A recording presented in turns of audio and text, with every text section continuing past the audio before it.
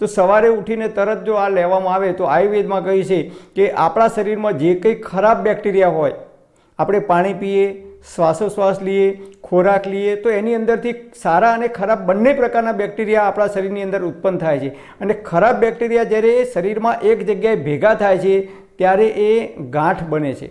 આયુર્વેદ મુજબ આપણી immunity down થાય છે, જઠરનો અગ્નિ મંદ પડે છે ત્યારે એ ખરાબ બેક્ટેરિયા એક્ટિવ થાય છે અને એ ગાંઠ હોય જે જગ્યાએ શરીરમાં એ વર્ષો સુધી દુખાવો થતો નથી, 5 કે 10 વર્ષથી હોય, પણ જ્યારે ખરાબ બેક્ટેરિયા એક્ટિવ થાય છે, ઇમ્યુનિટી ડાઉન થાય છે ત્યારે એ ગાંઠ ધીમે ધીમે ધીમે મોટી થવા લાગે છે અને એની અંદરથી કેન્સરની ગાંઠ પણ બની શકે છે.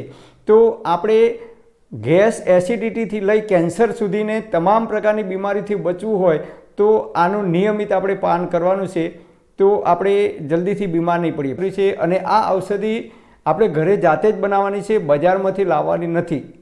અને આ ઔષધિ છે એ તમને મફતમાં મળશે, 1 પણ રૂપિયો ખર્ચ કર્યા વગર. પ્રાકૃતિક હળદર છે જે ઘરે લીલી હળદર લાવી ટુકડા કરી સૂકવી અને એમાંથી પાવડર બનાવે છે.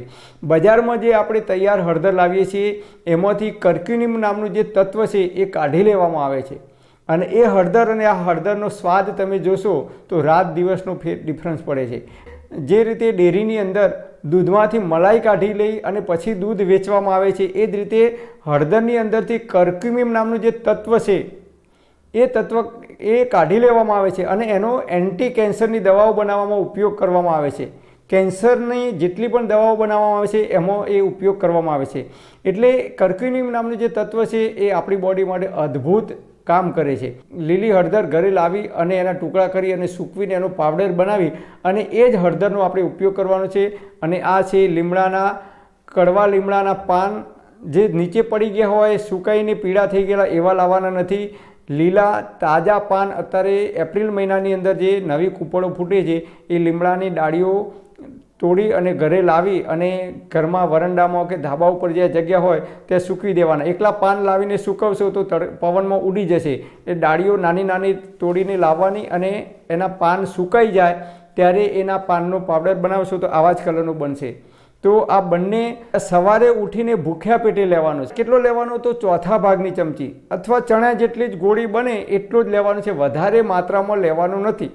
બંને સપ્રમાણમાં, એટલે કે 1/4 ભાગની ચમચી તમારે હળદરનો પાવડર લેવાનો અને 1/4 ભાગની ચમચી કડવા લીમડાનો પાવડર લેવાનો. બંને પાણીમાં નાખી ગરમ ઉંફાળું પાણી લેવાનું, એની અંદર પાણી નાખી અને ઊભા પગે બેસી અને ધીમે ધીમે ઘૂંટડે ઘૂંટડે પી જવાનું.